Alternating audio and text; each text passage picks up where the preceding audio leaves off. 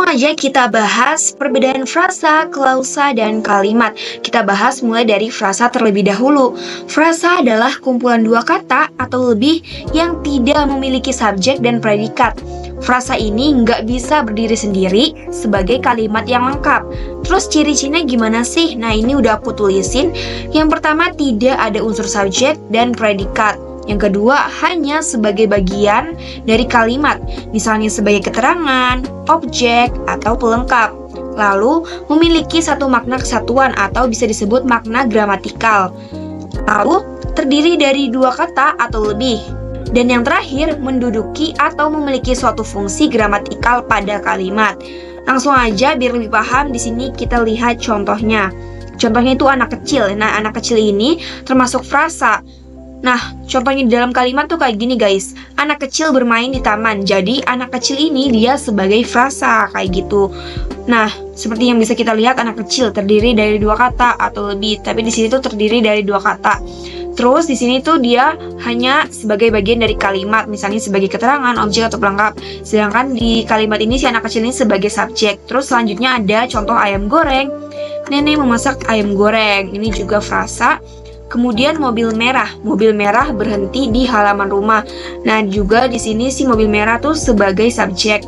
Terus kalau si ayam goreng di sini sebagai objek kayak gitu, guys. Next, kita bahas tentang klausa. Klausa adalah gabungan kata yang terdiri dari subjek dan predikat. Nah, sekilas klausa dan kalimat itu sama ya, karena kalimat sendiri tuh minimal-minimalnya harus ada subjek dan predikat. Terus apa sih yang membedakan klausa sama kalimat? Nah, kalau klausa itu tidak diakhiri dengan intonasi akhir dan tidak memiliki tanda baca, kayak intonasi tanya, kayak tanda tanya, kayak perintah, tanda seru, ataupun berita kayak titik kayak gitu guys. Terus ciri-cirinya gimana sih? Terdiri dari dua kata atau lebih, mengandung dua unsur, subjek dan predikat, memiliki fungsi gramatikal dalam kalimat. Terus tidak memiliki intonasi akhir dan tanda baca. Nah, ini tuh yang paling menonjol itu gak punya intonasi akhir dan tanda baca. Bisa berdiri sendiri kalau di klausa utama atau bergabung pada klausa lain yang bisa disebut klausa bawahan. Dan yang terakhir, ciri-cirinya belum tentu mengungkapkan makna yang utuh. Maksud dari makna yang utuh ini apa sih? Kita lihat di contohnya ya. Dia tidur, ini sebagai klausa utama. Terus karena dia lelah, klausa bawahan. Nah, kalau kita perhatikan yang karena dia lelah ini kan dia belum mengungkapkan makna yang utuh ya. Karena aneh gitu gak sih karena dia lelah? Kenapa bisa tiba-tiba karena dia lelah?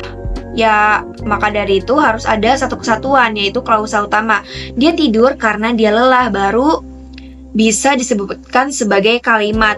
Kan kalau klausa itu belum mengungkapkan makna yang utuh, tapi kalau kalimat udah mengungkapkan makna yang utuh kayak gitu. Terus contoh yang lain ada opah menjahit. Ini klausa karena tidak diakhiri tanda baca. Opah subjek, menjahit predikat gitu. Dan yang terakhir kita bahas tentang kalimat. Kalimat adalah gabungan beberapa kata yang sedikitnya mengandung subjek dan predikat. Kalimat ini juga bisa terbentuk dari gabungan frasa maupun klausa. Nah, ini ada ciri-cirinya, langsung aja kita bahas. Terbentuk dari gabungan kata frasa dan klausa, terus diawali huruf kapital. Nah, ini wajib banget. Memiliki tanda baca dan intonasi akhir. Nah, ini nih yang udah aku sebutin di sebelumnya. Kalau kalimat itu punya tanda baca dan intonasi akhir. Kalau klausa dia nggak punya. Sedikitnya mengandung subjek dan predikat. Terus mengungkapkan makna yang utuh. Nah, ini nih dua perbedaan menonjol dari perbedaan kalimat dan klausa. Mengungkapkan makna utuh dan memiliki tanda baca dan intonasi akhir kayak gitu. Contohnya nih, langsung kita bahas. Saya makan nasi, saya subjek, makan predikat, nasi objek. Nah, ini kan maknanya utuh. Terus dia punya si tanda baca titik kayak gitu.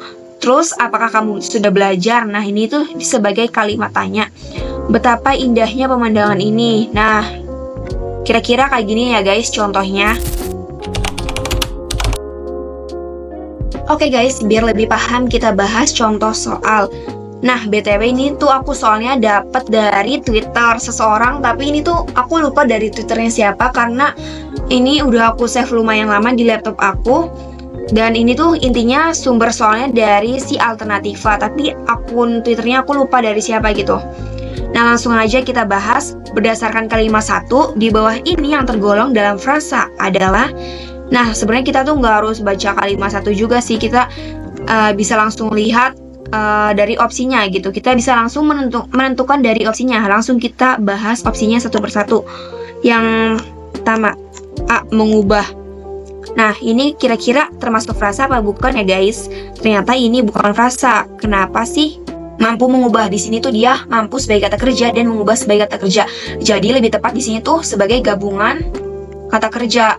Lebih cocok ke gabungan kata kerja kalau kita masukin di dalam klausa. Jadi itu dia kurang tepat ya guys. Lanjut opsi yang B, sampah plastik. Kira-kira gimana nih? Bener nggak ya? Nah, ternyata opsi yang B ini bisa benar. Kenapa sih sampah plastik ini termasuk frasa?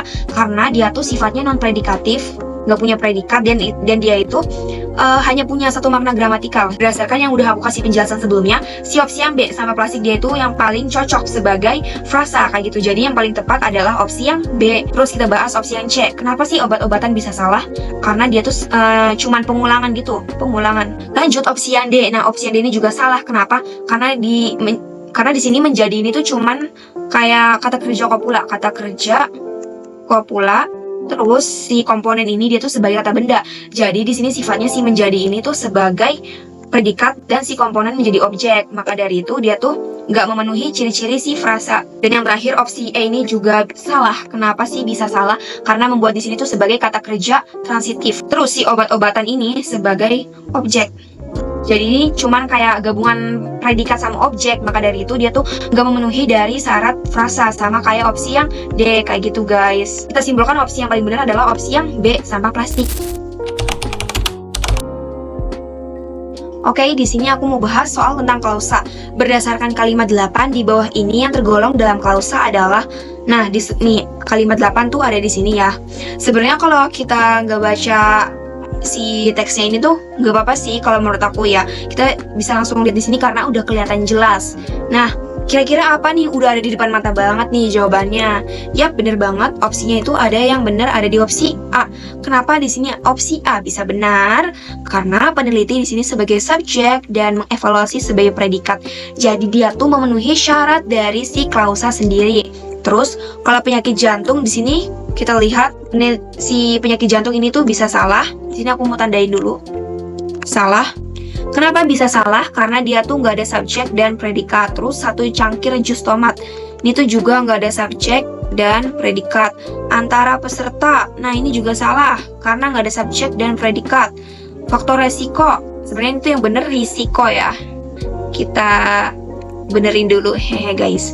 Nah, ini faktor risiko juga salah karena nggak ada subjek dan predikat. Maka dari itu jawaban yang benar ada di opsi yang A. Udah kelihatan banget, yaitu di sini tuh dia punya subjek dan predikat. Semoga kalian paham ya guys.